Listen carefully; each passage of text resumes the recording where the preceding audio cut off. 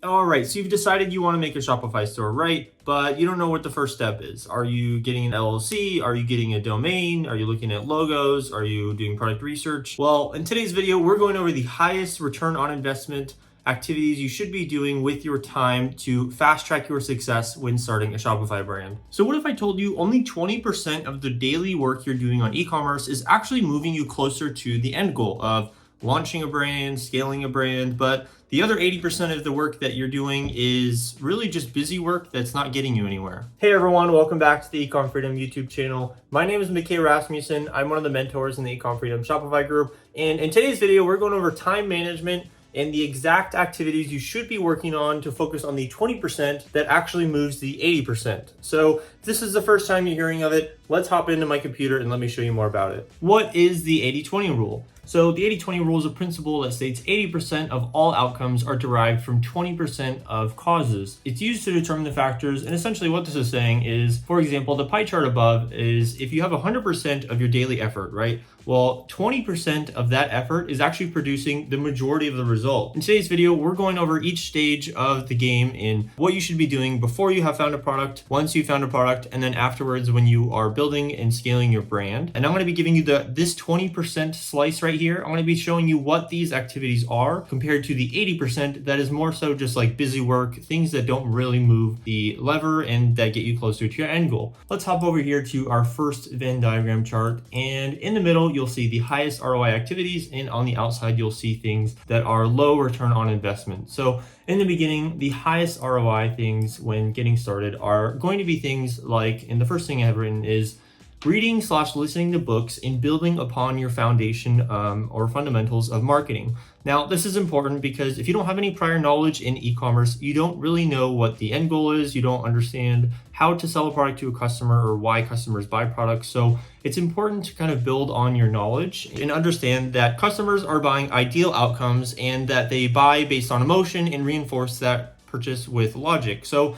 a few books that I have written up here that are a great place to start are $100 Million Offers by Alex Hormozi, How to Write Copy That Sells, and then Blue Ocean Strategy. So those are just three great books that came to mind. If you're just getting started, don't really have any prior knowledge in e-commerce. Next, I have on the list studying the market landscape. Now, what I mean by this is oftentimes, we're told to look at, do product research and just, launch whatever's already selling. The thing is, we want to get a good understanding of what is already in the market. And we do this so we know, what angles are unique, what we can bring to the market that is not already being sold. So getting a good understanding of how many competitors there are, which platforms these competitors are selling on, what type of ads they're running. These are all things that lie within the market landscape. And then below market landscape, we have things like studying customer reviews, looking for potential angles, analyzing risk of the opportunity, time management, and studying other brands. When you look at all these things in the middle compared to things like designing and picking your logo, getting started on your website, setting up your LLC, looking into tax information, setting up your emails, looking for private agents. These are all things that may be important, yes, but actually, take up a lot of your time and don't really move the needle and push you to the next stage. In my opinion, these are the best things you should be focusing on when you are getting started or in the product research phase. So below, if you were wondering, we have all three Venn diagrams tied to this one sheet here. And essentially, this is how I plan out my days. It's called time blocking. And it gives you three little boxes. So I typically start with my top 3 priorities for the day, what I want to get accomplished. And from there, this time block sheet has intervals of 30 minutes. So what I like to do is typically color in what time I plan on waking up for the day. And in 30-minute intervals, plan my entire day. Now, don't worry, at first, when you start doing this, it might not be very accurate. Things are going to take you a lot longer than you have estimated them out to be. But by doing this and kind of planning tomorrow today, you're going to be able to eliminate any wasted time in figuring out, what should I be doing? And essentially, you just want to pencil in things that are highest ROI on your list. For example, if you have 3 hours every day to work on e-commerce, I would say, an hour of that maybe be reading/listening to a book, an hour of that, studying the market landscape, seeing what products catch your eye and how you can enter the market with a unique angle. And then the last hour, continuing to, expand your fundamentals of marketing, looking through potential angles, customer reviews, and studying other brands. All right, and before we go into the next Venn diagram, I did want to go into one other,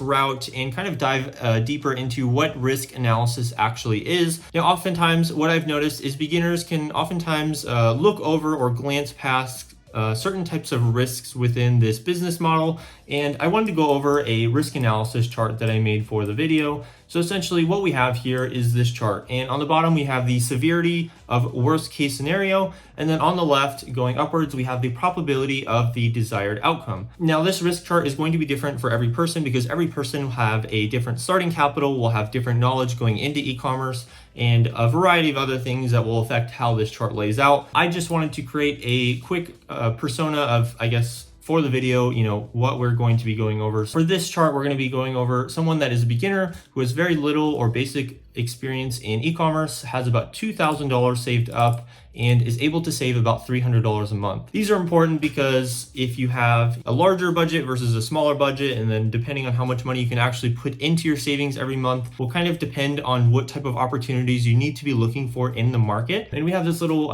game that I created that we can kind of drag the little sticky notes into where we think they should lie on the chart. So first one here, we have ordering 10 MOQ, which is minimum order quantity, from home or to your home to get validation of the product. Essentially, when getting started, this is an option of just ordering a very small bulk inventory, so like 10, 15, 20 units, ordering them to your house and then fulfilling them rather than, and we'll see in a second, ordering 500 units. So I would say ordering something like 10 units to your house and then fulfilling them, it's not very risky just because you're not putting up a ton of money. So severity of worst case scenario, I would say it's anywhere between minor and moderate. I would probably say minor. And then probability of desired outcome, it's possible depending on how much research you've done and what product you've picked. It's more than likely possible or maybe unlikely. Again, it depends on the research. So we'll place it in box 2, which is the yellow zone. So next we have utilizing a 3PL before you have proof of sales.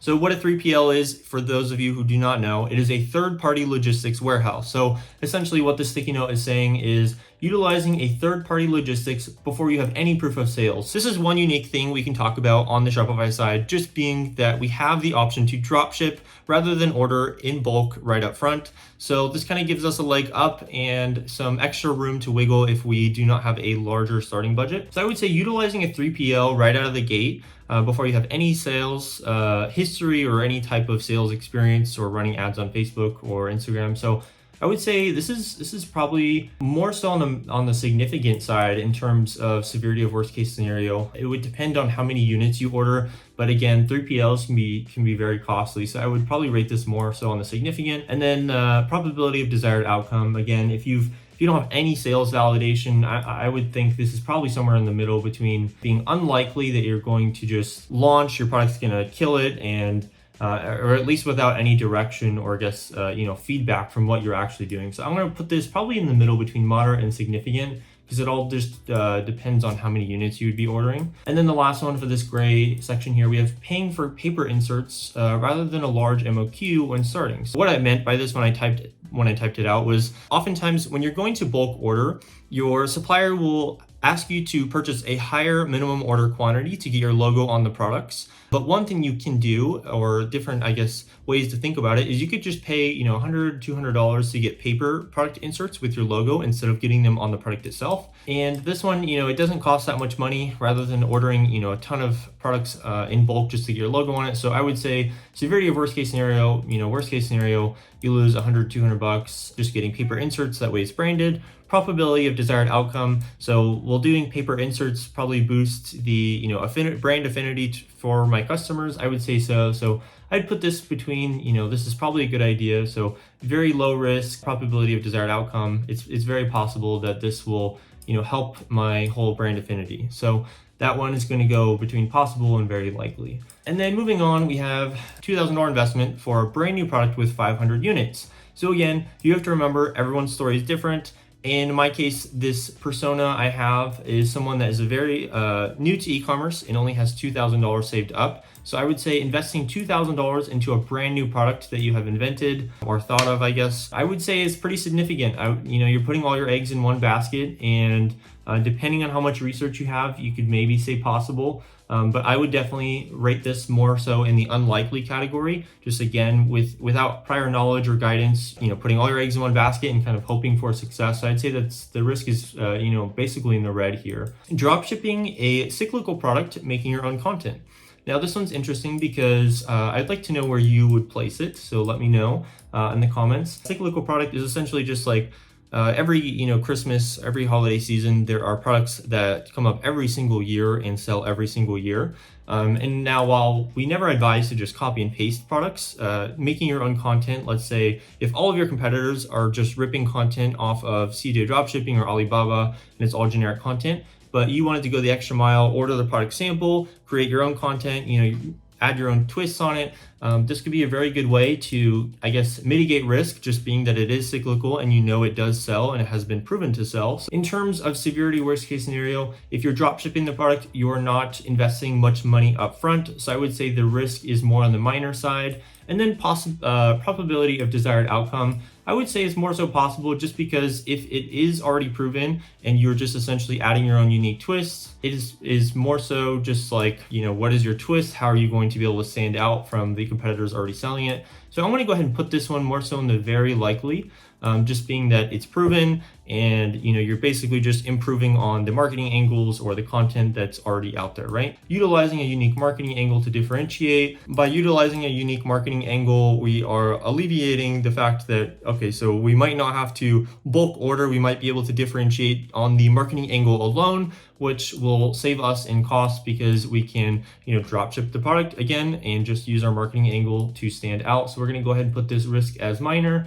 and then very likely, totally dependent on your research and how much validation you can bring on that unique marketing angle. Choosing a product because someone else is selling it. This is tough because in terms of risk, just because someone else is selling something does not mean it is a good product. There are plenty of products out there that people are selling that I guarantee are not making any sales. So I would say probability of desired outcome here is going to be unlikely. And then severity of worst case scenario, again, I think it will just depend on if you had planned on doing bulk order or drop shipping.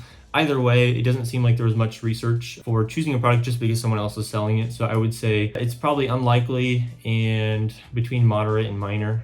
So I probably wouldn't do something like that. Definitely more research needed. And the last one here we have is paying someone else to run ads for your business when starting. So this one, I've had this question come up. Should I pay someone on Fiverr? Should I pay someone on Upwork to run ads for me? My advice is always, learn how to do it yourself first. And this is important because you will then know if the person you hire knows what they're talking about, A, and B, you can tell, if they're, being honest with you and are knowledgeable about what they're talking about. So I would say this is, unlikely that you're gonna know who to hire and, if they know what they're doing.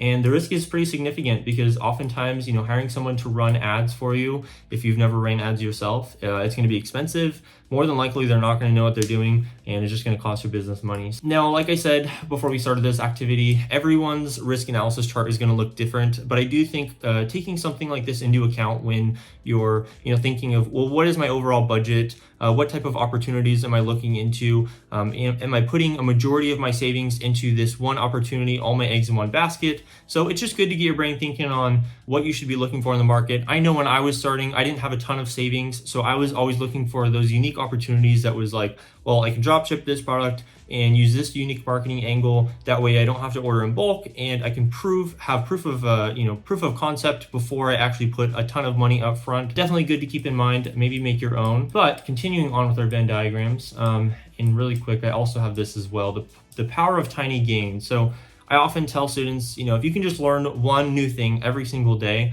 that knowledge compounds over itself. Just adding 1%, essentially 1% bettering yourself every day, will drastically change your life rather than a 1% decline every day. So my challenge for anyone listening to this video is just learn one thing every single day and make it a point, even if it's something super small, And I promise you that over, a year's time, 2 years time, 3 years time, that knowledge will compound and you will see, mountains move. It's crazy. So continuing with our Venn diagram, when I mentioned angle research, I just wanted to go over different platforms that I would do angle research on. So looking into Facebook groups, looking into Amazon reviews, asking friends and family.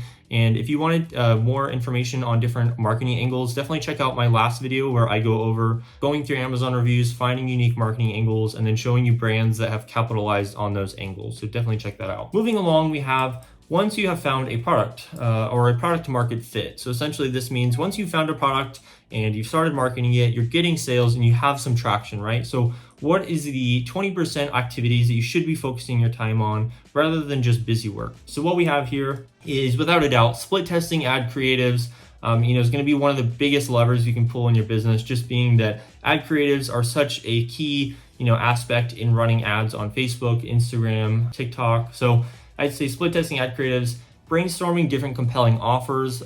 We slightly touched on offers in my last video as well, but essentially just what type of offer you're providing your customer and how it's unique to the market. Brands that do this really well are brands like Manscaped, brands like Club Early Bird. They just have unique offers in the market and allow them to really crush their competition. Researching CRO tactics. So CRO is just conversion rate optimization. Again, if you're getting started, you have proof of demand, and your site conversion rate is about a 1%, or maybe it's even below below, and maybe it's 0.5 or 0.75. Well, if you can raise your conversion rate on your website to a 1.5 or 2, you're essentially doubling the amount of sales are coming in. So definitely look into that. Learn how to optimize your page for conversions. It's not just changing the color of a button and seeing what that does. It's really the sections you have laid out, how it's pushing the customer through your funnel to get the purchase at the end. And then next I have expanding direct response marketing skills. Essentially, I still read books on a daily basis.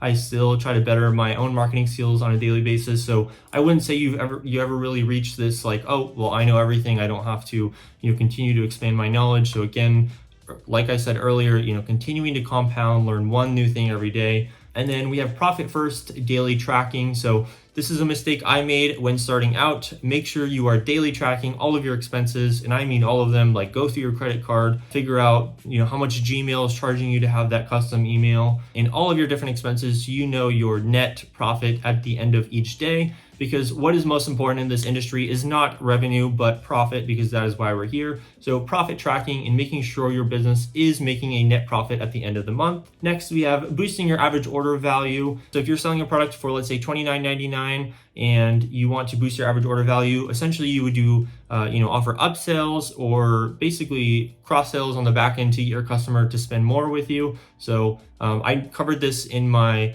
brand that I took from 0 to 50K in 22 days. I was essentially selling a print-on-demand product that was $29.99, but I was able to boost my average order value to about $45 through upsells. So you definitely want to be doing this once you have proof of concept. And lastly, I would say setting up your email marketing, just because this is such low-hanging fruit once you have it set up. These are customers that are already coming to your website, already going through your funnel. So we definitely want to be capturing as much customer information as we can. And again, if we're looking on the outside here, just looking at other product opportunities. And what I mean by this is, once you have something that works, don't go and chase other rabbits, right? Like, just focus on what's already working. Setting up sales channels. Oftentimes I see, when someone starts to get one platform to work, they want to go and launch, Google and TikTok and Pinterest and all these different sales channels, when in reality, they should continue to just push on what is working, right? Like, you can set up those sales channels later once you have built up some capital and have really gotten things working. But in the beginning, this is just, in my opinion, not something that you should be really focusing on.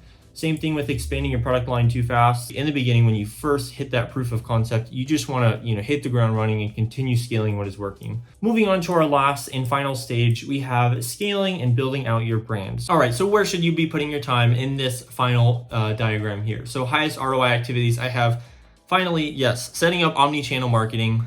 So once you have started to scale, push ad spend, have really gotten your creatives worked out, omni-channel marketing is amazing. Andrew has made a video on omni-channel marketing. Definitely give that a look. Things like hiring a VA or virtual assistant to kind of take up some of your mundane tasks that are really just dragging your time away from the big picture stuff in your business. Improving overall operations, standard operating procedures for any VAs that you're hiring on. streamlining your content creation. So again, like I talked about earlier, content plays such a huge role in e-commerce, and being able to constantly feed content into your ad creative testing campaigns on Facebook, or even testing angles on TikTok. Content is really key. So figuring out a process to streamline that, to make as many as you can, or to get as many creators as you can to send them into you. And again, on the outside, I have influencer outreach. So when I say streamline content, I don't mean you go and message 1,000 creators to make you content. I would say that's more of a VA task, because that's going to take up a ton of time and not really give you high ROI.